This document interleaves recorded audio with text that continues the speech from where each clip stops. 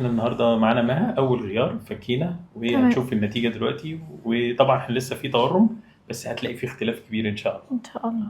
بصي كده عليها. يعني حاسه ان انا مخضوضه. بص.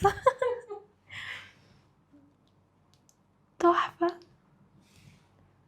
تحفه قوي. حاسه بتغيير؟ حاسه بتغيير جدا طبعا. طبعا مع شويه التورمات دي الدنيا هتبقى احسن بكتير قوي. احنا لسه طبعا ده اول غيار، فلسه هنقل كتير، بس الحمد لله النتيجه ممتازه تمام. جدا يعني. تمام. حلوه قوي. تحفه. مبروك عليكي.